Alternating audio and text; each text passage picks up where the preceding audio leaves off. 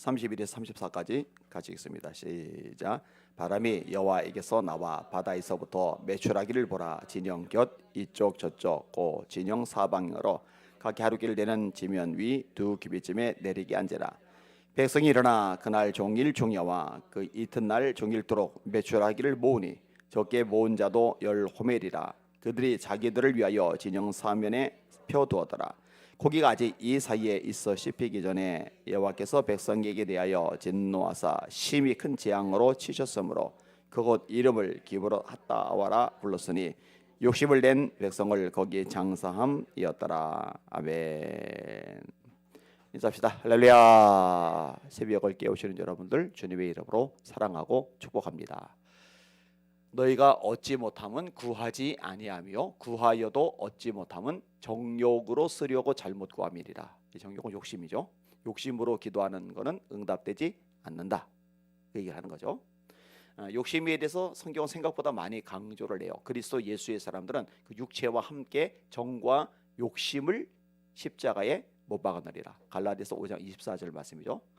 그 욕심을 개역 한글에서는 이제 욕심이라고 그러고 개역 개정에서는 탐심이라고 이렇게 번역을 해요. 같은 얘기죠.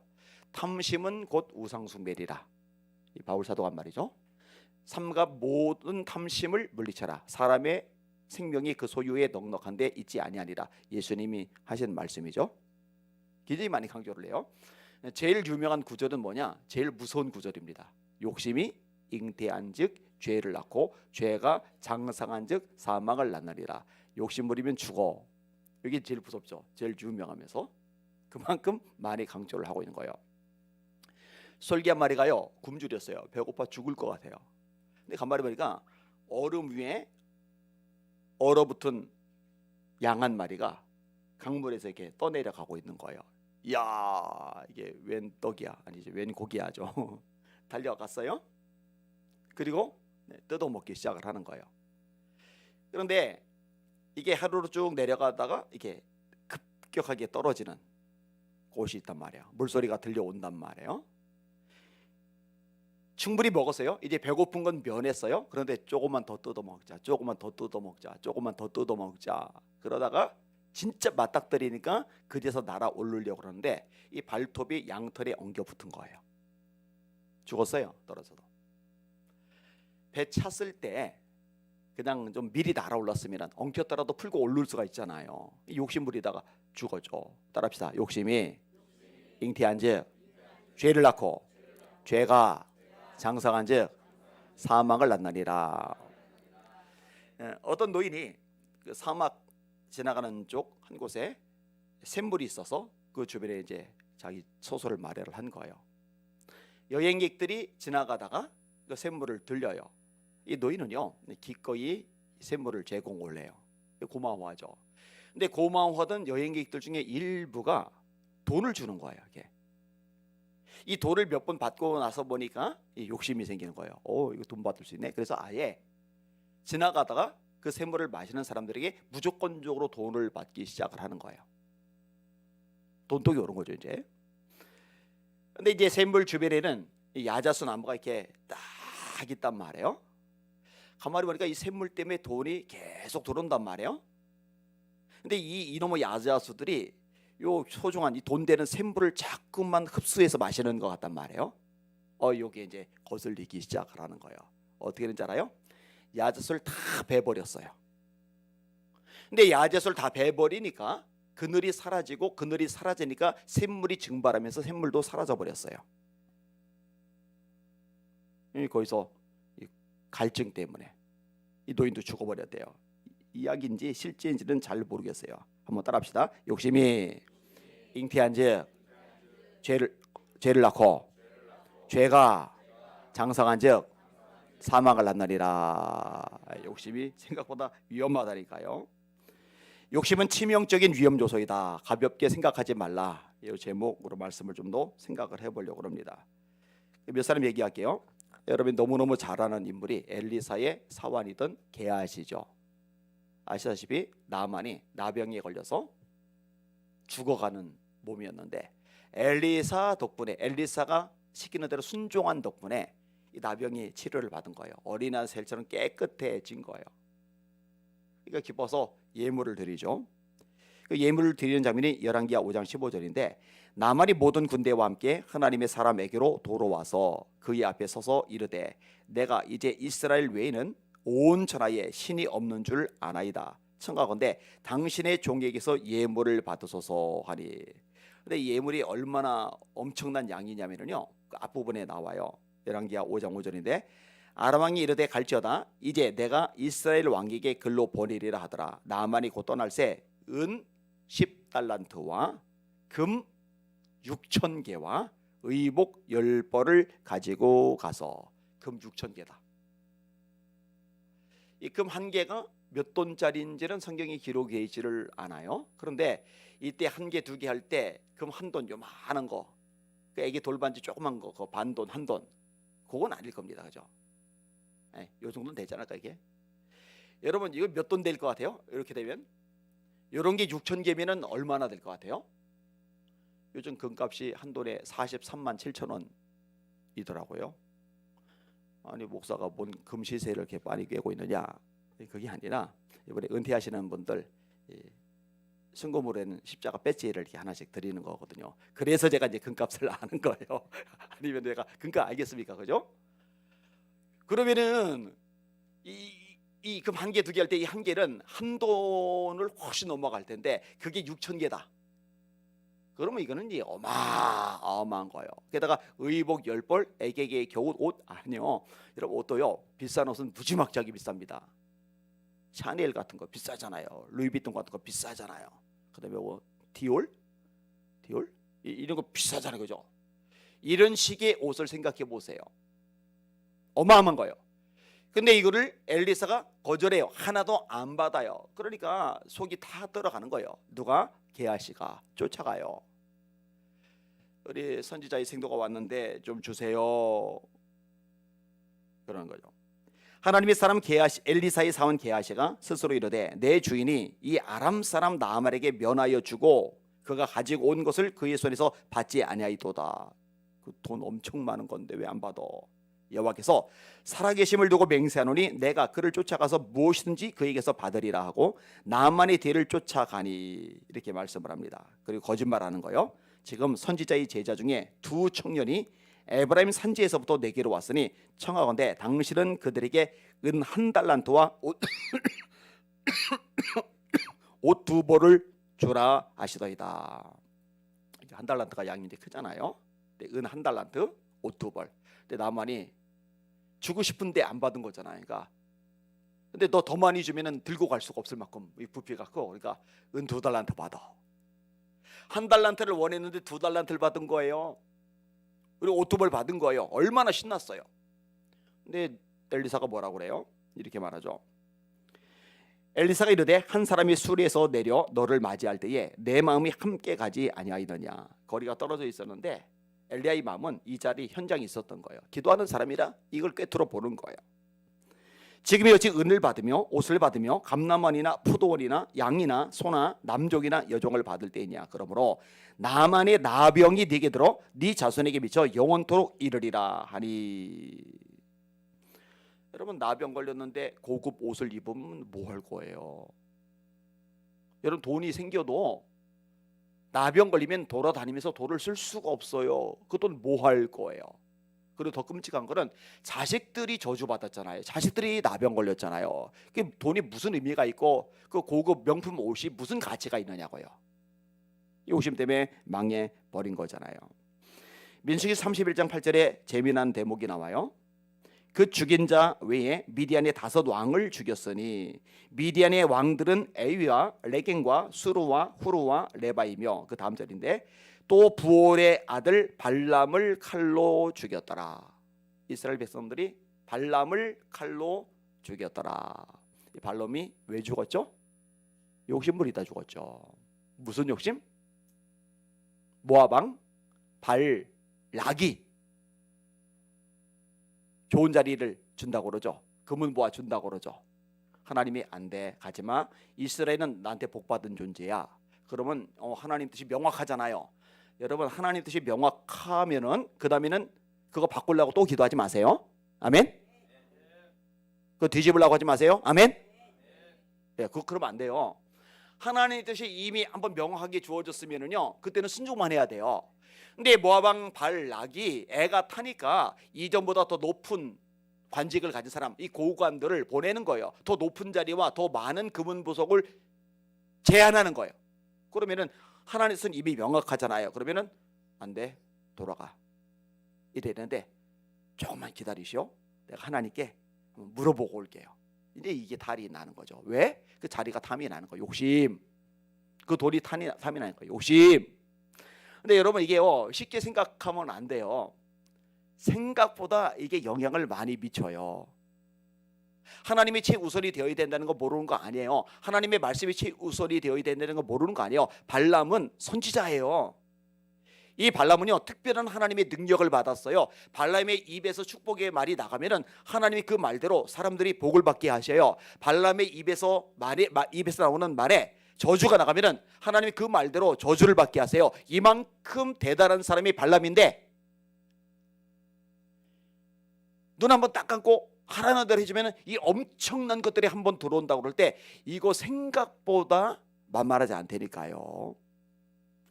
여러분 우리도 솔직히 몇십만 원, 때로 몇백만 원, 뭐 더 크면 몇천만 원 가지고 이제 바들바들 떠는데 내가 고개 한 번만 딱 숙이고 눈 한 번 딱 감고 엉뚱한 짓 하면은 한 100억이 생긴다고 해봐요. 실제로 하나님 별로 안 기뻐하실 일인데 눈 딱 감고 한 번만 하면 100억만 생긴다고 해봐요. 그럼 여러분이 담임 목사가 그걸 할까요, 안 할까요? 모르죠. 지금 누가 대답했어요? 딱 걸렸어. 누구야 지금?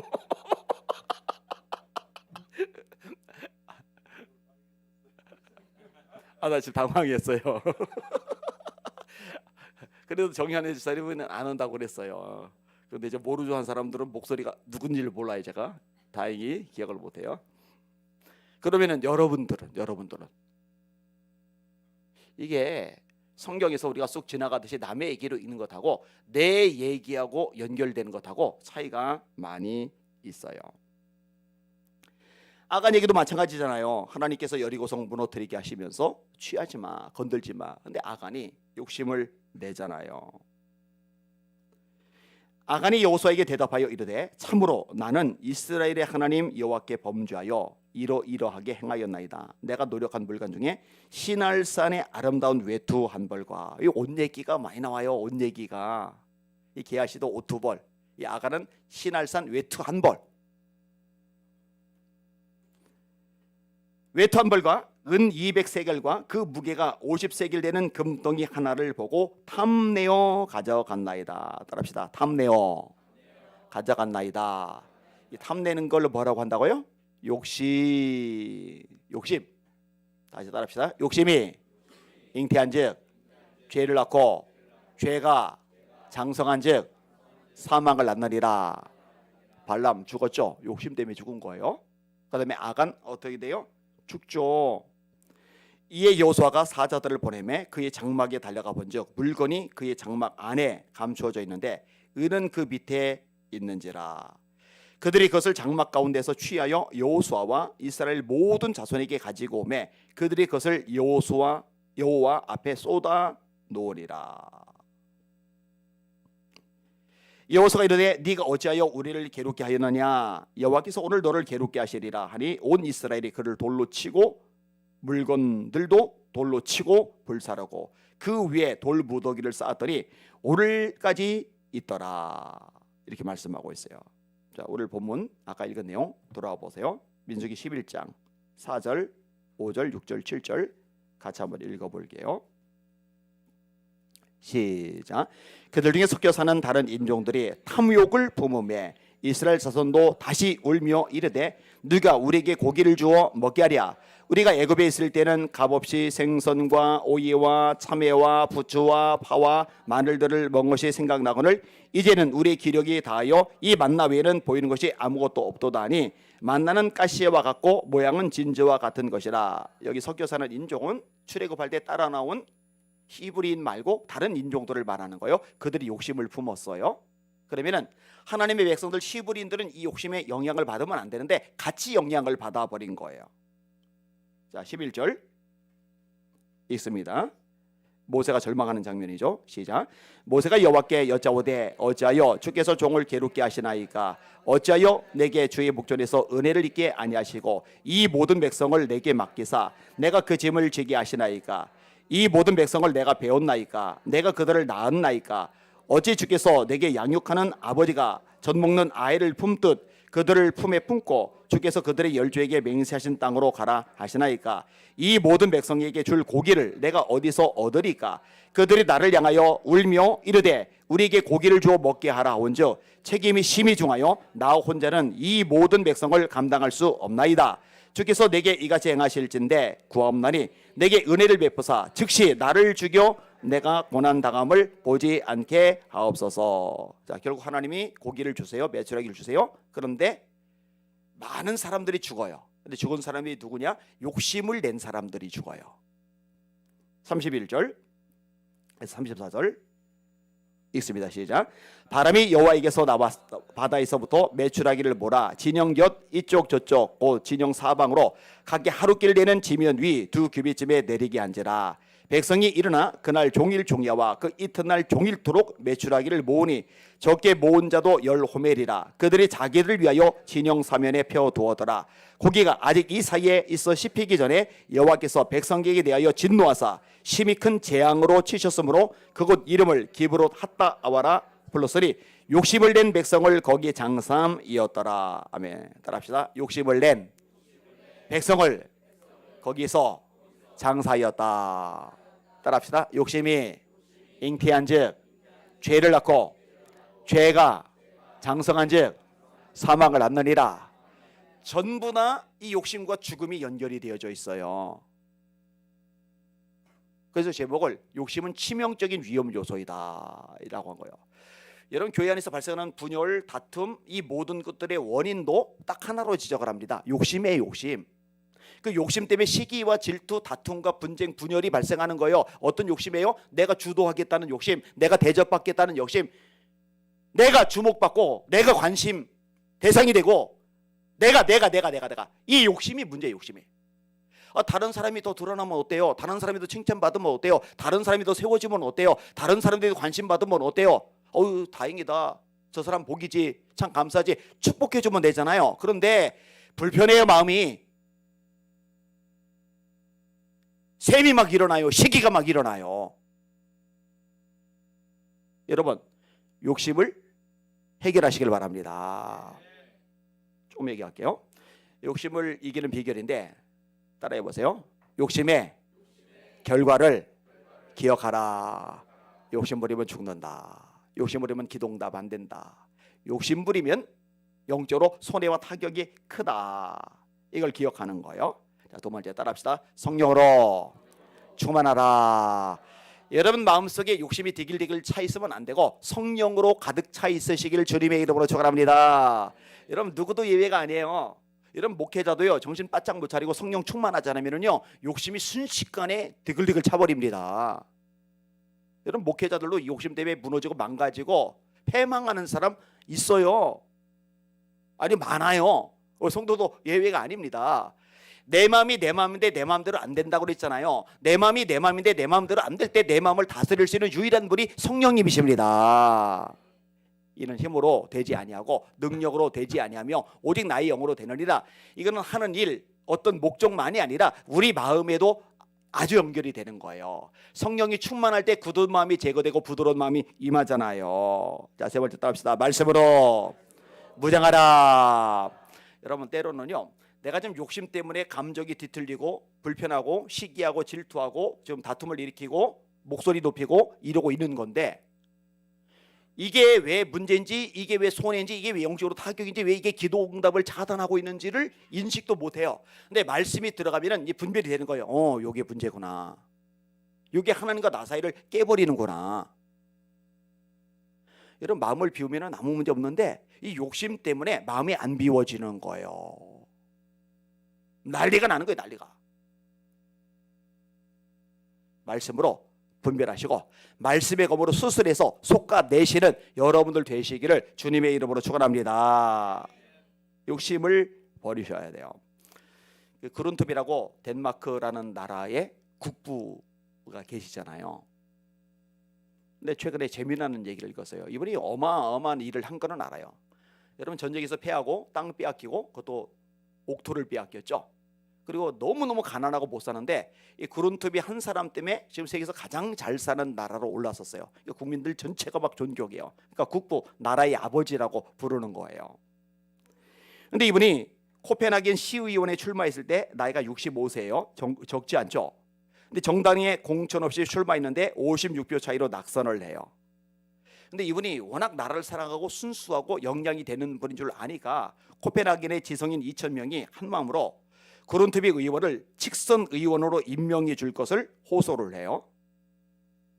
그러니까 이 그룬톱이를 56표 차이로 이기고 당선된 이 의원이 가만히 보니까 이 지역의 백성들의 마음이 그룬톱에게로 많이 향하는 거예요. 그래도 자기가 의원이고 자기가 권력을 가지게 되었으니까 뭔 상관이야, 내가 의원인데 이럴 만한데요. 이 사람이 어떻게 하느냐, 욕심을 버려요. 마음을 비워요. 자신이 사임을 해요. 대한민국에 이런 일이 있을까? 상대방이 훌륭하더라도 권모술수 온갖 모략 중상했어라도 흑색선전 했어라도 찍어 누르고 자기가 당선되는 게 지상과제잖아요. 그죠? 대단하다 생각하세요. 이후에 보궐선거를 치르게 되는데요. 이 그룬톱이가 너무 훌륭한 사람이라고 해요. 나머지 이 후보자들, 하필 그룬톱하고 같은 지역에 이 후보자 있던 이 후보들이요, 전체 다 일괄 사퇴를 해버려요. 그 그룬톱이가 힘을 가지게 돼요. 여러분, 이 그룬톱이가 목사님이세요. 목사님. 덴마크의 국부가 목사님이세요. 목사님. 가난한 나라를 가장 부강한 나라 중에 하나로 만들어 버린 분이. 근데요, 제가 이전에는 이 그룬톱이 목사님에 대해서 주목하고 이야기를 한 두세 차례 했는데, 이 그룬톱이 목사님 같은 분이 지도자가 되어야 돼 하면서 욕심을 비우고 물러섰던 사람들, 이들 진짜 대단하구나, 요 생각이 이번 주간에 문득 많이 들었던 거예요. 그러니까 교회 공동체도 그렇고요, 이 대한민국 국가 차원도 그렇고요, 욕심이 디글디글해서 내가 이러질 않고 진짜 제대로 일을 할 사람에게 이렇게 양보도 해줄 수 있는 이런 문화가 되면 얼마나 좋을까. 세상은 불가능하죠. 적어도 교회는 그렇게 되어야죠. 그게 성숙이죠. 그게 하나님의 사람이죠. 삼가 모든 탐심을, 욕심을 물리쳐라. 모든 욕심을 물리쳐라. 예수님 말씀인데 다 뽑아내시고 성령의 사람으로 살아가시기를 예수님의 이름으로 축원합니다. 그렇게 하면은 정작 필요한 건 하나님께서 주세요. 역사하세요. 아멘.